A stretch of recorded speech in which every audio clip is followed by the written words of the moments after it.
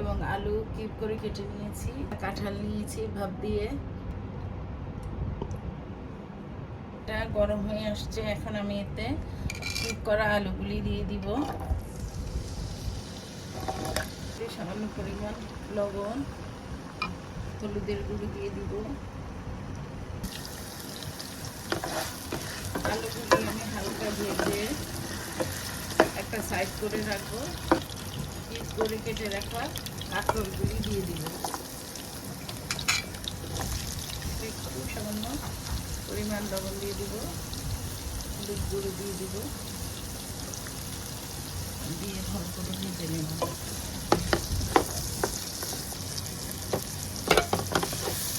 কাঁকরোলগুলি ভালো ভাজা হয়ে গেছে হালকা। এখন আমি কাঁকরোলটাকে এক সাইডে রেখে দিচ্ছি। সামান্য একটু তেজপাতা,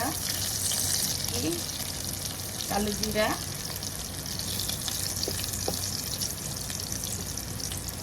পেঁয়াজ কুচি দিয়ে দিব।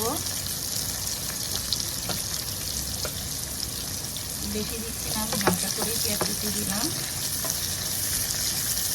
চাইলে আলু আর কাঁকরোলটা উঠিয়ে নিতে পারেন, আমি আর উঠালাম না, একসাথেই করে ফেলছি এক সাইডে রেখে।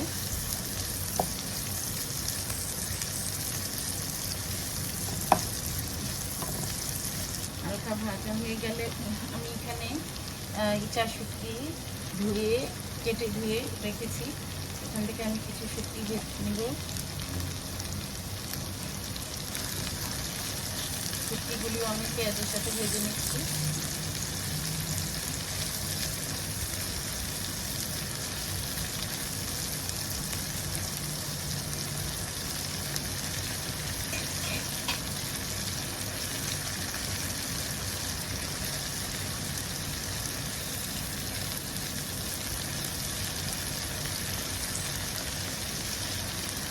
এক চা চামচ পরিমাণ হলুদ গুঁড়ো, এক চা চামচ পরিমাণ জিরা গুঁড়ো, চামচ পরিমাণ মরিচ গুঁড়ো,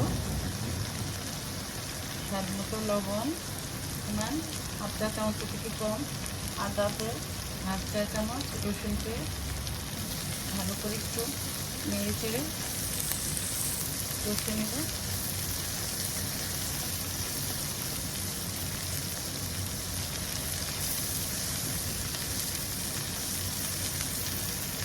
চা চামচ ধনে গুঁড়ো দিয়ে দিচ্ছি।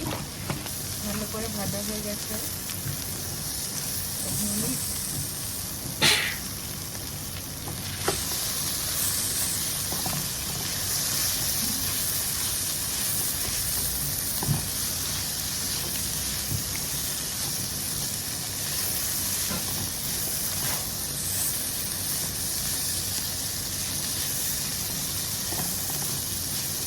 এখানে আমি হলুদ আর লবণ দিয়ে কাঁচা কাঁঠাল বা ইঁচড় ভাপ দিয়ে রেখেছিলাম, সেই কাঁঠালটাও দিয়ে দিচ্ছি।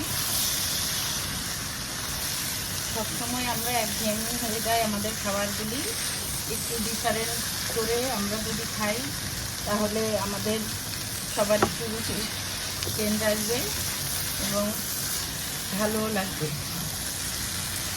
তাই আমরা মাঝে মধ্যে একটু ঝাল টাইপের বা একটু দিতে পারি।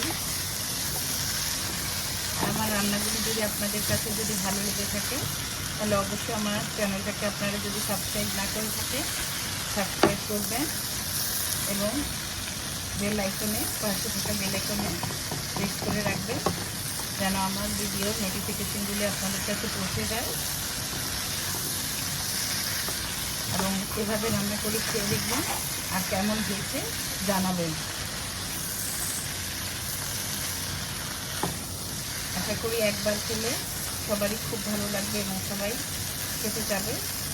কষানো হয়ে গেছে, এখন আমি এতে একটু গরম করে রেখেছি পানি দিয়ে দেব।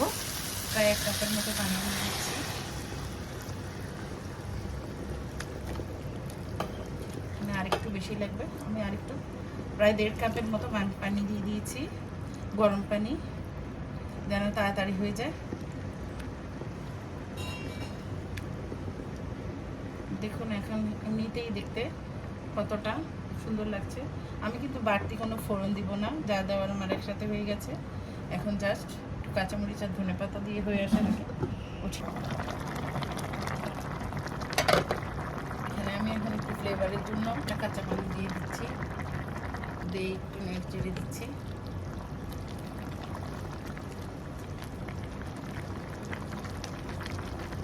এখন আবার একটু রেখে দেব।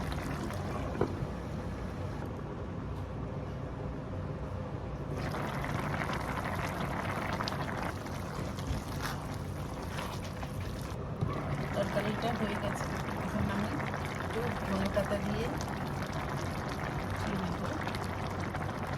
আমি ধনেপাতা এখানে বড় বড় করে দিচ্ছি, আপনারা কিছু করে দিয়েন কেউ চাইলে, কারণ আমাদের ঘরে কেউ কেউ আবার ধনেপাতা খায় না, তাই খেয়ে নেওয়া যাবে, তাই এভাবে আমি দিচ্ছি। হয়ে গেছে আমার রান্না। ইচা শুটকি দিয়ে, কাঁকরোল দিয়ে, ইঁচড় বা কাঁচা কাঁঠাল দিয়ে রান্না। আপনারা অবশ্যই বাসায় এইরকমভাবেই ট্রাই করে দেখবেন যে কতটা টেস্টি একটা খাবার। যাদের ভাত খেতে ইচ্ছা করে না তারাও একবার হলেও খাবে, যারা কখনো শুটকি খায় না তারাও খাবে, কারণ অনেক একটা মজার রেসিপি। আমার এই রান্নাটা যদি আপনাদের ভালো লেগে থাকে তাহলে অবশ্যই আমার চ্যানেলটাকে সাবস্ক্রাইব যদি করে না থাকেন অবশ্যই করবেন, আমার পাশে থাকবেন, কমেন্টস করবেন, অন্যের সাথে শেয়ার করবেন, দেখার সুযোগ করে দিবেন। আল্লাহ হাফেজ।